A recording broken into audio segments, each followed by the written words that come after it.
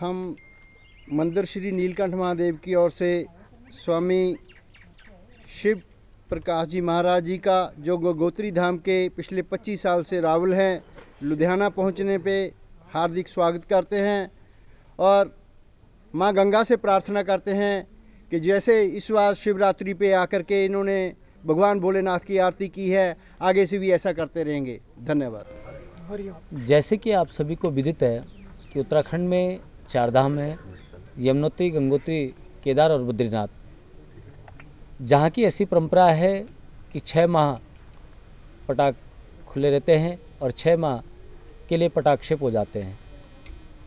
जब पटाक्षेप हो जाते हैं तो हम सर्वप्रथम भगवान शंकर काठमांडू जल लेके उसके बाद पूरे भारत के भ्रमण में रहते हैं। इसी परिवेश में भ्रमण के दौरान हमारे लुधियाना से सिंगला परिवार, सिंगला जी, महाशिवरात्रि पर्व के लिए लुधियाना में उनका आह्वान था और गंगा जी ने उनके आह्वान को स्वीकारते हुए हम लुधियाना पहुँचे।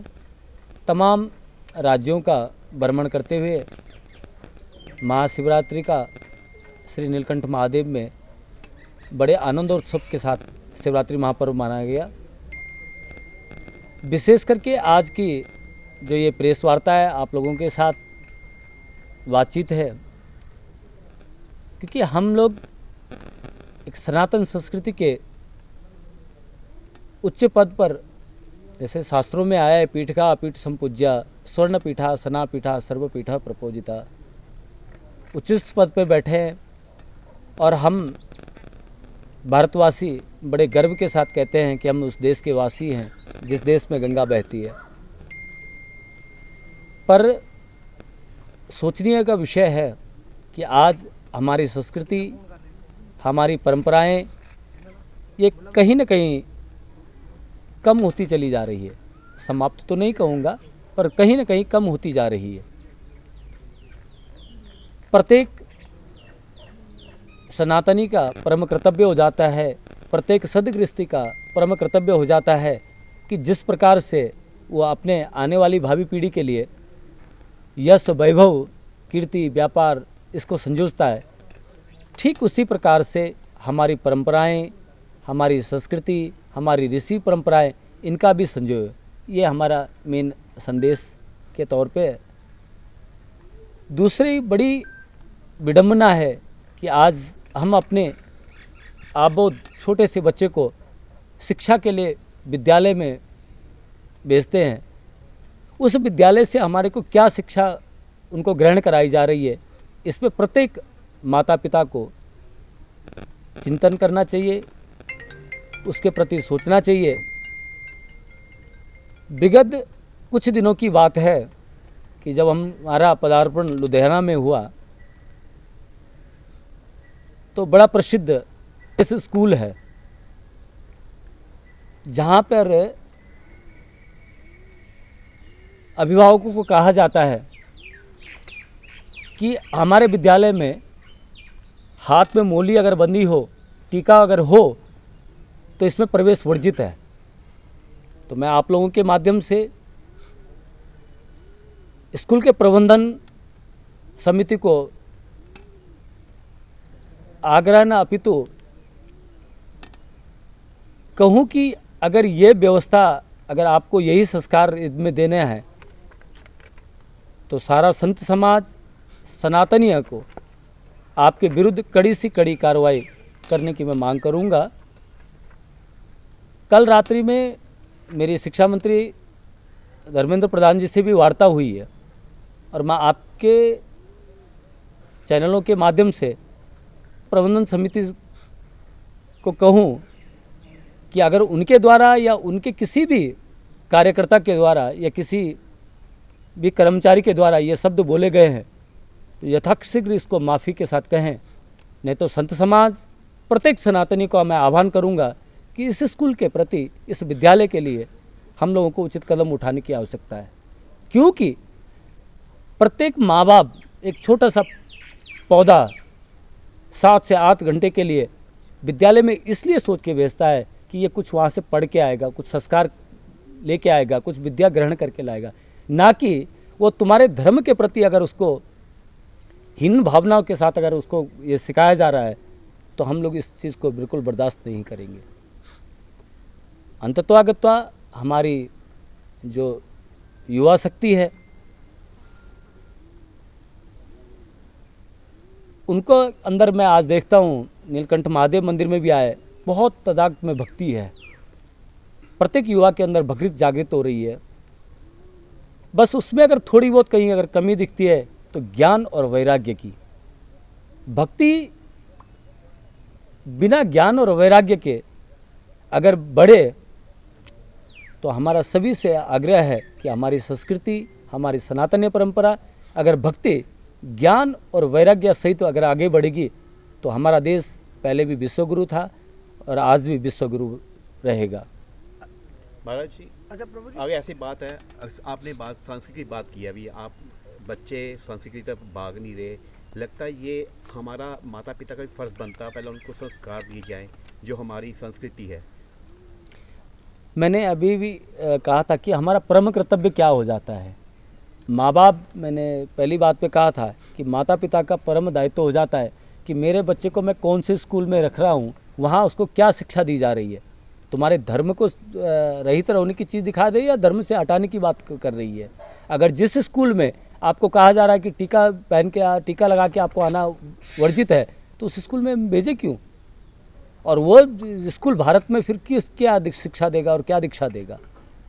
तो हमारा प्रथम आह्वान मातृदेवो भव पितृदेवो भव हम लोग सिखाते हैं कि सर्वप्रथम साक्षात परमात्मा के तौर पे आपके माता पिता। परमात्मा के 3 स्वरूप आते हैं, निराकार, निराकार और नराकार। नर के आकार में जो आपके सामने प्रत्यक्ष माता और पिता हैं, इनका परम दायित्व क्या है ये इनको समझना है और हमारा इनके प्रति क्या दायित्व है ये हमारे को समझना है। तो युवा पीढ़ी के लिए हमारा मेन संदेश यही है कि हमारे पूर्वजों की जो परंपराएं हैं इसका अनुसरण करें, इसके हिसाब से चलें तो हमारे को आगामी जो आज हम हंसना भूल गए हैं, जीना भूल गए हैं, जीवन को जीने की जगह ढो रहे हैं, तो वापस से हम अगर अपनी ऋषि संस्कृति को तरफ अगर बढ़ेंगे तो वापस से हम जीना सीख जाएंगे। हमारा जीवन ढोना नहीं पड़ेगा, जीवन जीना आ जाएगा। बात करते हैं महाराज जी, भारत की संस्कृति बोलते हैं, आपने माता पिता की बात की, संस्कार की बात की है, कहीं ना कहीं आकर भारत की जो मदर लैंग्वेज बोलते हैं हिंदी होती है, या मेन हमारी जो अगर विरासत देखते हैं हम तो संस्कृति भाषा है, वो पूरे नॉर्थ में कहीं नहीं है। क्या लगता है अभी पंजाबी है या हिंदी है, उसके साथ संस्कृति जो हमारी मेन भाषा थी तो वो भी होनी चाहिए? बिल्कुल होनी चाहिए। शिक्षा विभाग में इसके लिए हमने पहले भी बात रखी हुई है और जब शिक्षा मंत्री डॉक्टर रमेश पोखरियाल निशंक थे तो हमारी इस विषय पे बहुत रात भर उनसे वार्ता हुई कि हमारे को हिंदी का सब्जेक्ट, क्योंकि मातृभाषा जितनी ज़रूरी है उतनी ज़रूरी राष्ट्रीय भाषा भी है, क्योंकि राष्ट्र को समृद्धशाली समृद्धशाली बनाना है तो हमारे को इसकी और ज़्यादा ध्यान देना है। तो शिक्षा नीति पे बहुत सरकार काम कर रही है और मैंने, चाहे वो राज्य सरकार हो चाहे केंद्र सरकार हो, कई राज्यों से उनका ध्यान आकर्षित करने में मैंने कहा है कि हमारी जो मेधा है इसको हमें कैसे संजोना है। इसके प्रति मैंने सरकार को या माता पिता सबको मैं बार बार प्रत्येक जगह से ध्यान आकर्षित करता रहता हूँ कि हमारी मेधा इस समय पलायन की ओर है।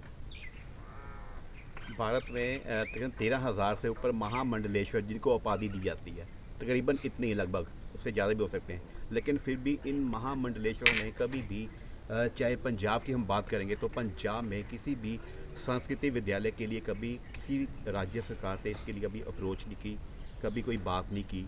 बेशक यहाँ की जो वैसे संस्कृति विद्यालय जैसे हैं, गौशाला बनी हुई हैं, वो करते हैं, लेकिन उसके अलावा कोई किसी भी विद्यालय में ऐसी कोई भाषा का उन्होंने जिक्र नहीं किया, कभी प्रयास नहीं किया। मैं आपको बताना चाहूँगा कि आपने बहुत अच्छी बात करी है कि यहाँ के सरकार के द्वारा यहाँ पे जो जलंधर में एक वैष्णव संप्रदाय के महामंडलेश्वर हैं, गंगादास जी थे और अभी उनके शिष्य हैं, उनको भी महामंडलेश्वर बनाया गया। उन लोगों का इसके प्रति रुझान ही नहीं है, वो कभी इस चीज़ की चर्चा ही नहीं करते हैं। पर लेकिन ऐसा नहीं है कि पंजाब में नहीं है। मैंने खुद 3 साल पंजाब में पढ़ाया है संस्कृत। फगवाड़ा में हदियाबाद एक जगह है, बिल्कुल, बिल्कुल। वहाँ पे शंकर मठ है, बिल्कुल। मैंने वहाँ खुद पढ़ाया है 3 साल। लुधियाना में ऐसे डंडी स्वामी बने हुए हैं, हाँ, उनके तो ऐसा नहीं है कि कहीं काम नहीं हो रहा है, बस कहीं ना कहीं थोड़ी बहुत और संस्कारों की विद्यालयों कमी। में मैं बात कर रहा हूँ विद्यालयों में ऐसे कभी बात प्रयास नहीं किया गया किसी भी ऐसे महामंडलेश्वर महामंडलेश्वर की ओर से, किसी संत की ओर से हाँ, वही। ऐसा प्रयास नहीं किया गया। हम इसके लिए बिल्कुल अग्रसर रहेंगे और यहाँ की राज्य सरकार से वार्ता भी करेंगे। मैं अभी कुछ दिनों बाद चंडीगढ़ जाऊँगा तो मैं यहाँ के सीएम से भी मिलूँगा, भगवत मान से, उनसे मिल के मैं इस विषय पे चर्चा भी करूँगा कि भाई हमारे पंजाब में कितने संस्कृत महाविद्यालय हैं, सरकार उसके लिए क्या कर रही है। मैं ये क्वेश्चन रखूँगा उनके आगे, क्योंकि शंकर मठ बहुत पुरानी विद्यालय है यहाँ की। मतलब आप ये सोचो, मैंने पढ़ाया है तो कितनी पुरानी होगी। मैं आज 25 साल से गंगोत्री धाम का रावल हूँ, तो कितने समय पहले मैंने वहाँ पढ़ाया होगा, आज से 25 साल पहले कम से कम पढ़ाया होगा। तो बहुत सुंदर व्यवस्था थी वहाँ पे। अभी वर्तमान में क्या स्थिति है मुझे नहीं मालूम। उस समय पे 30 से 40 विद्यार्थी वहाँ पे संस्कृत का अध्ययन करते थे, तो प्रसन्नता का विषय था। पर लेकिन आपने जो विषय बताया, हम लोग इसकी और बहुत ध्यान से चर्चा करेंगे कि कहीं ना कहीं संस्कृत विद्यालय होना चाहिए। गुरुजी, जिस स्कूल की बात कर रहे हो, उस स्कूल से कोई प्रबंधक से कोई बात हुई है आप किसी से? नहीं, मैं सिर्फ आप लोगों के चैनल के माध्यम से उनको बता रहा हूँ कि वो यथाशीघ्र अपने माफ़ी मांगे। अगर उनके किसी कर्मचारी से या किसी से भी अगर गलती हुई है, अगर वो नहीं मांगते तो इसके लिए हम कड़ा कदम उठाएंगे सरकार के क्या माध्यम। उचित रहेगा? माफी मांगना उचित होगा जैसे काम है। बिल्कुल, उनको सतर्क तो करना पड़ेगा हमारे को। अगर हम माफ़ी मांगेंगे तो आइंदा गलती नहीं करेंगे।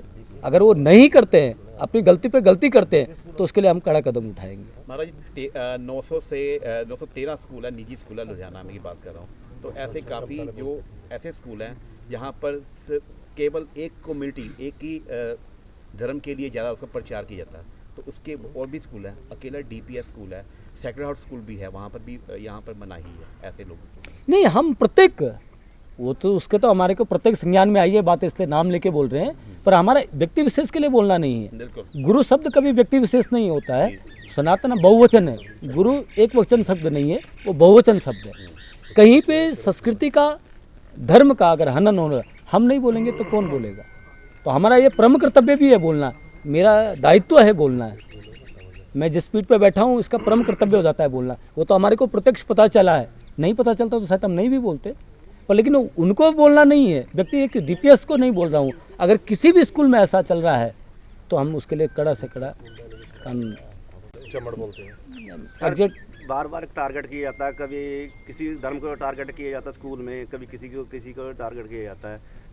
सभी एक जगह इकट्ठा होकर एक जगह पे आप मंच पे आगे उनसे बात कर सकते हो ना, सरकार से भी बात कर सकते हो। नहीं, बिल्कुल कर रहे हैं। मैंने आपको बताया है अपने वक्तव्य में कि हम सरकार से, हमारी कल बात भी हुई है। मेरी कल जो हमारे शिक्षा मंत्री हैं देश के, उनसे वार्ता भी हुई है इस विषय पे।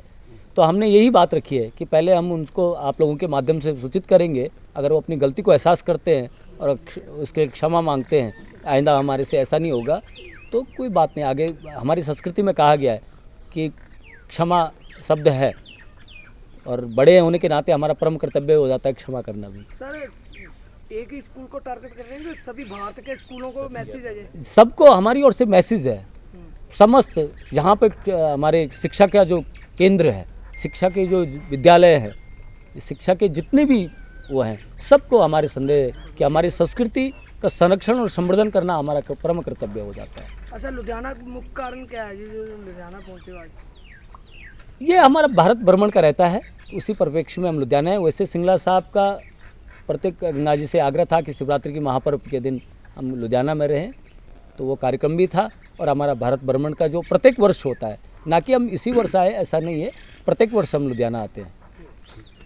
आप लोगों से आज पहली बार मिले। चलो मिलते रहेंगे सर। हाँ।